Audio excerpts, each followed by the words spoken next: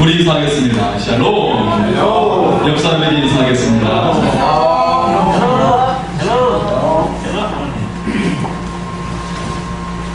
예, 요즘에 지도자들 가운데 구설수에 오르는 그런 지도자들이 여럿 있습니다. 그 가운데 미국의 트럼프 대통령이 있는데요.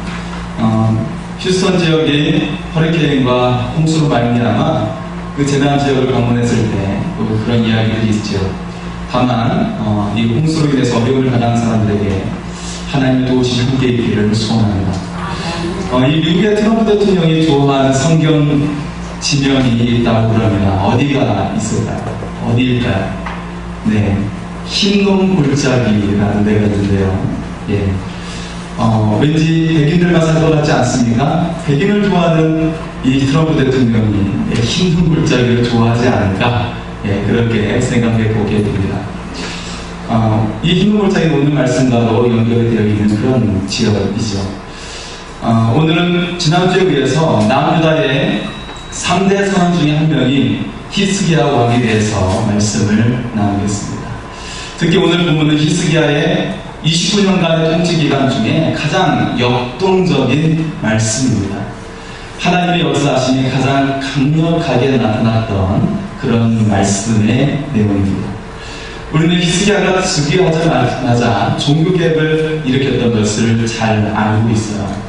그래서 히스기야가 25살에 아주 젊은 청년의 나이로 왕이 되어서 성경문을 보수하고 성전을 정화하고 그리고 우상을 모두 다 파괴했던 것들, 그런 일들을 했습니다.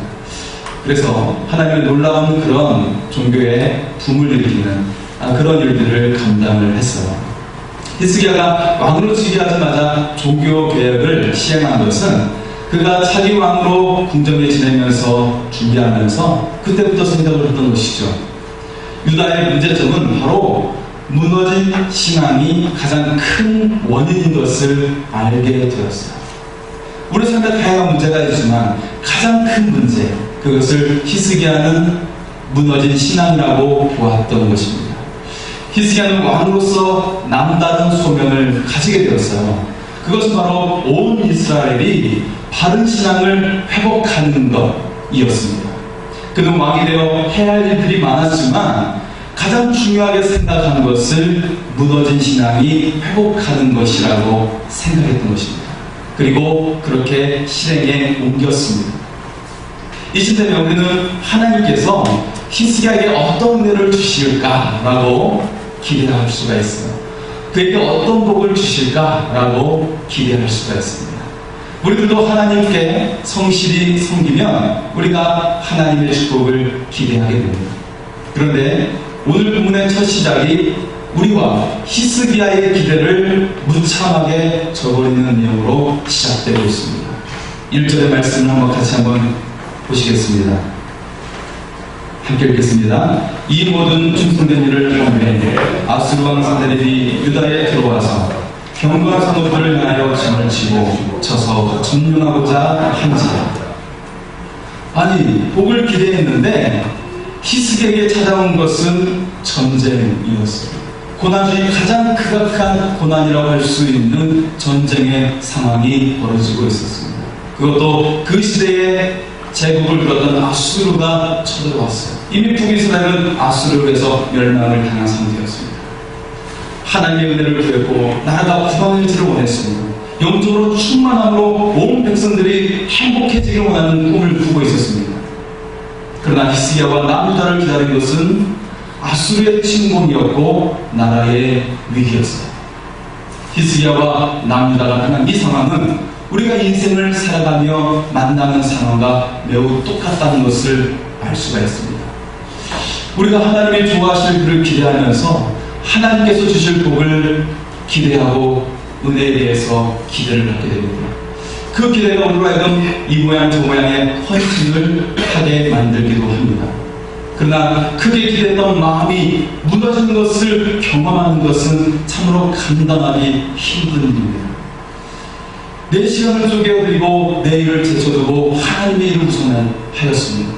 내 일이 아닌 하나님의 나라와 영광을 위하여 헌신한 결과가 고난이요 아픔일 때는 우리는 절망하고 맙니다. 문제는 이런 기대가 무너질 때 많은 그리스도인들이 절망으로 끝나지 않고 신앙의 위기까지 경험하게 된다는 것입니다. 하나님이 어디 계시냐며 떠나기도 하고 연락을 끊기도 하고 참으로 안타까운 일이 일어날 때도 있습니다. 그러나 히스기야는 본문에 기록된 행위에서 주저하거나 두려워하는 그런 모습을 보이지 않습니다. 그런 모습의 기록이 되어 있지 않습니다. 그는 곧 시작할 전쟁에 맞서서 여러 방백들, 용사들과 의논하여 물을 확보하고 무더기 성벽을 세우고 외성을 삼고 무기와 방패를 만들게 합니다. 지휘관들과 백성들을 모아서 위로하고 구원하시는 하나님을 믿으며 싸우자고 격려합니다. 저 역시 20살의 나이에 어머니께서 암을 투병하게 되셨어요. 신촌세브란스병원에 계시게 되었는데 가족들은 돌아가며 병자도로 하시는 것으로 말미암아 집은 늘 텅 비어 있었습니다.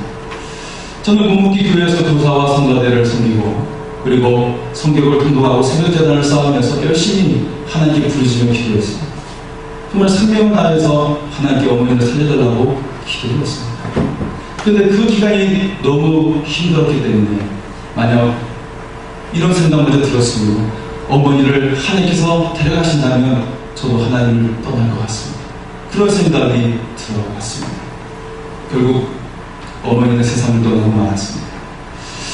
그러나 하나님께서는 그 벼랑 끝 상황 속에서 또 다른 은혜를 준비하고 계셨습니다.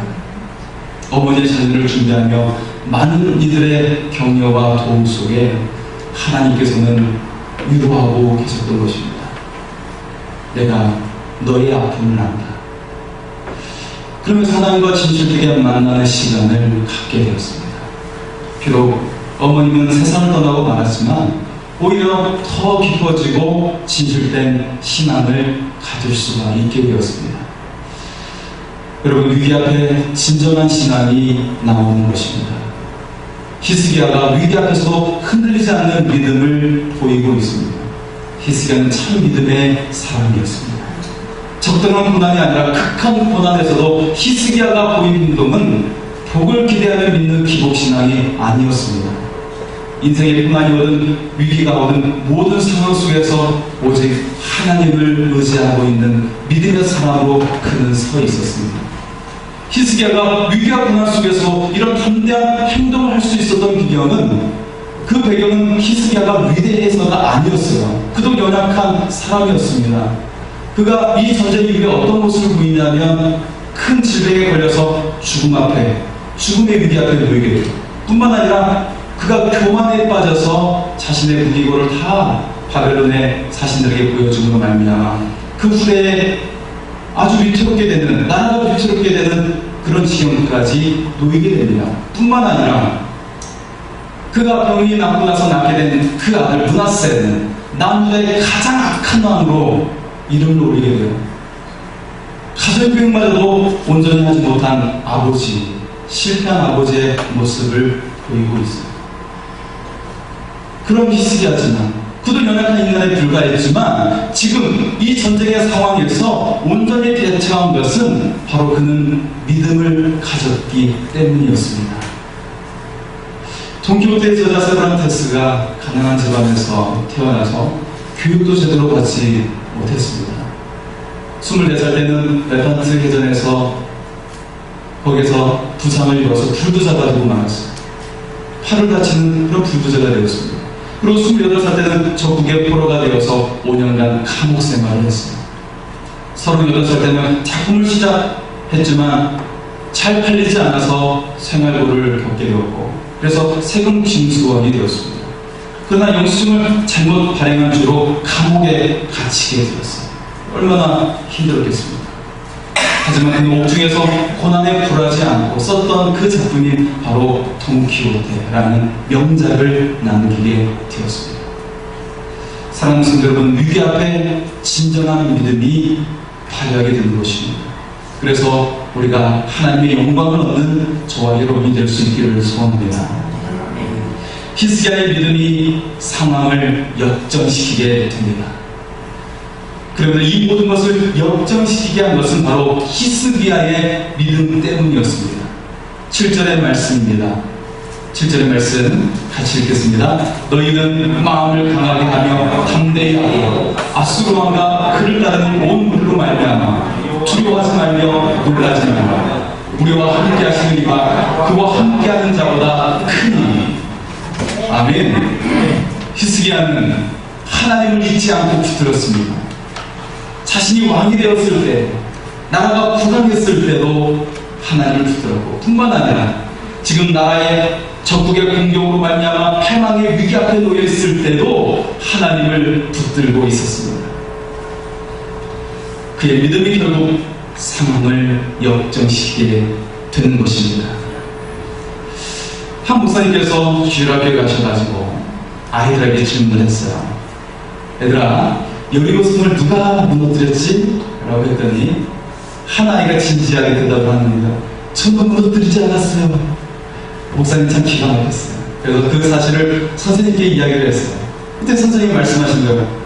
목사님, 그 아이가 무너뜨리지 않은 것이 확실합니다. 제가 보증하겠습니다. 그런데 참 목사님 기가 막혀서 말이 나오지가 못했습니다. 여러분, 성경을 바로 하는 것이 매우 중요합니다. 왜냐하면 하나님을 우리가 바로 알고 우리가 기도응답을 제대로 받을 수 있기 때문입니다. 마찬가지로 우리의 믿음도 올바른 믿음을 갖는 것이 매우 중요합니다.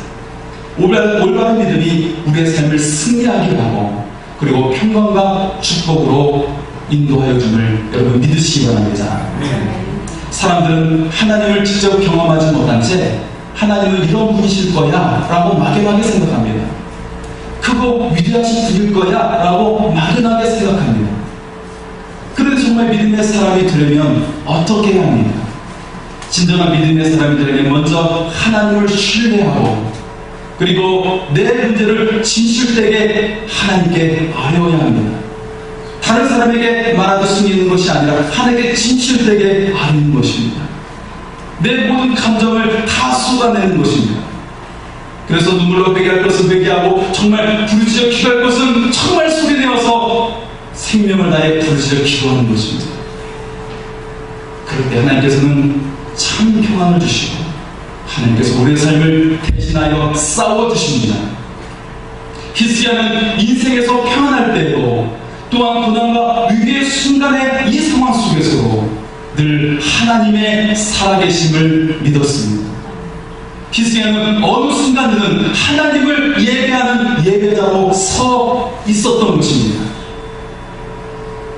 오늘 우리가 읽었던 7절 말씀에 우리와 함께 하시는 이가 그와 함께 하는 자보다 크니, 여기에서 크다고 표현된 히브리어 용사 라브라는 단어는 수가 많은 강력한 라는 의미를 가지고 있습니다. 어떤 상황, 어떤 형편보다 하나님의 크고 강력하심을 알기 때문에 히스기야는 억지로 짜는 믿음이 아니었던 것입니다. 히스기야는 하나님을 인격적으로 알았어요.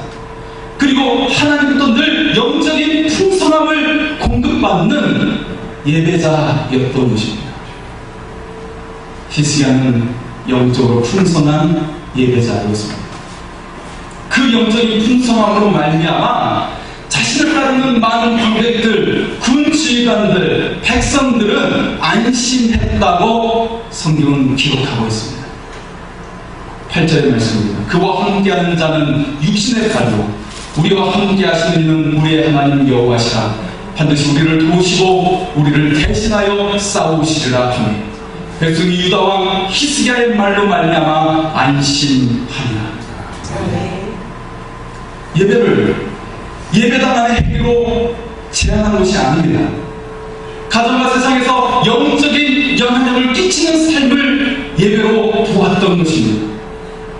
영적인 영향력은 결코 내 안에서 비롯될 수 없습니다. 반드시 하나님께로부터 올 수 있어야 하는 것입니다.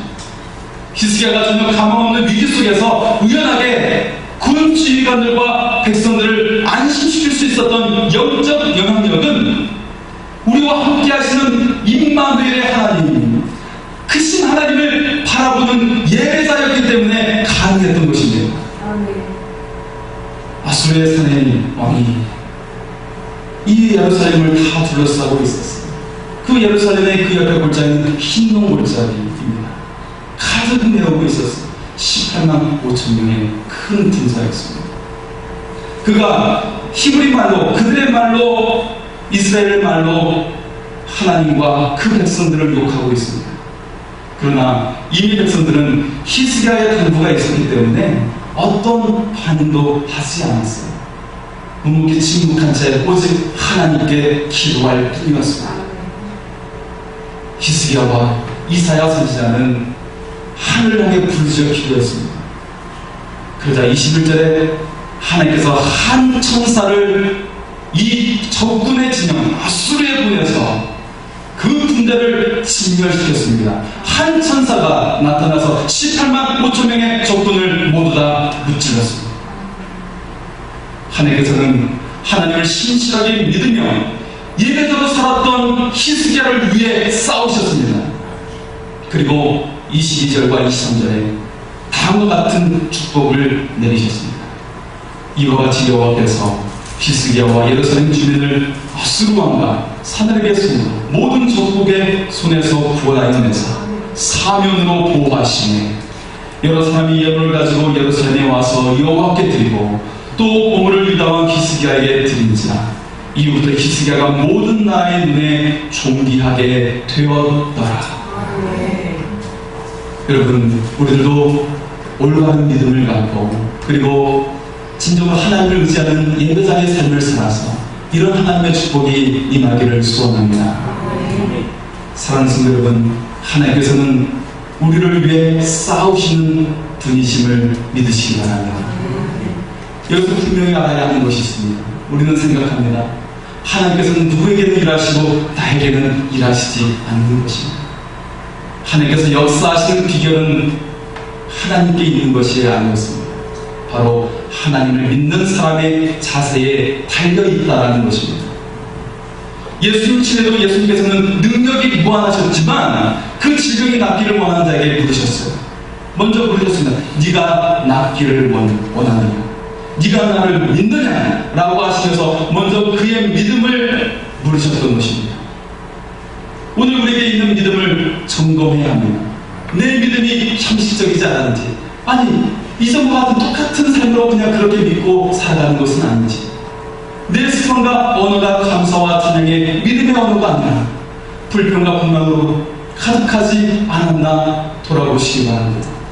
만약 내 평소의 삶이 하나님을 절대 신뢰하지 못하고 예배자의 삶이 되지 못했다면, 또한 내 언행이 하나님을 찬양하고 감사하는 예배의 삶이 아니라 불평과 불만으로 가득한 삶이었다면 하나님께서도 우리에게 어떤 일도 행하실 수 없다라는 것입니다. 믿음의 문제는 사람들이 보는 방식으로 볼 것인가, 아니면 하나님의 시선으로 하나님의 관점으로 볼 것인가에 달려 있습니다. 그래서 감사와 찬양이 있는 예배자의 삶을 살아야 하는 것임을 기억하시기 바랍니다. 한 시골 청년이 캔사스 시티에 들어갔어요. 출판사와 신문사를 돌면서 자기가 그린 만화를 실어달라고 부탁을 했습니다. 하지만 한 군데도 그를 상대해 주지 않았습니다. 마침 주일되어 길을 가다 눈에 보이는 교회가 있어서 그 교회 가서 예배를 드리는데 말씀 하나도 들어오지 않고 계속 눈물만 흘러내리는 것입니다. 그 모습을 보았던 목사님께서는 예배 후에 그를 불러서 그 청년의 사정을 다 들었어요. 그러면서 이를 구할 때까지 교회 장부에 묵으면서 교회 일을 해달라고 그렇게 말씀하셨습니다. 그리고 이런 말씀을 덧붙였습니다. 용기를 잃지 말게. 하나님께서 자네를 사랑하고 계시는 것을 결코 잊지 말게. 청년이 묵은 교회 장로는 낮밤을 가리지 않고 쥐가 많이 다녔습니다. 먹을 것을 조금씩 주자 쥐들이 도망가지 않는 거예요. 그러다 쥐를 쫓아온 중에 세계를 사로잡은 미키마우스를 그가 그에게 든 것입니다. 여러분 잘 아는 이 청년은 바로 월트 디즈니입니다. 고난 중에도 믿음을 가지고 감사함으로 나갈 때 승리하는 삶이 여러분에게 임하게 됨을 여러분 믿으시기 바랍니다. 사랑하는 성도 여러분, 하나님은 우리를 위해 싸우십니다. 그리고 우리가 둘러싼 적들과 문제들과 질병부터 이기도록 도와주시려고 준비하고 계십니다. 하나님 우리에게 선한 일을 이루시기를 원하고 그 자녀들에게 가장 선한 것을 주시기를 원하십니다. 다만 내 안에 참 믿음이 있는가 점검하시기 바랍니다. 내가 참으로 하나님께 찬양과 감사를 드리는 예배자의 삶을 살고 있는가? 우리 모두 하나님께 찬양과 감사로 나아가는 예배자가 될 수 있기를 소원합니다.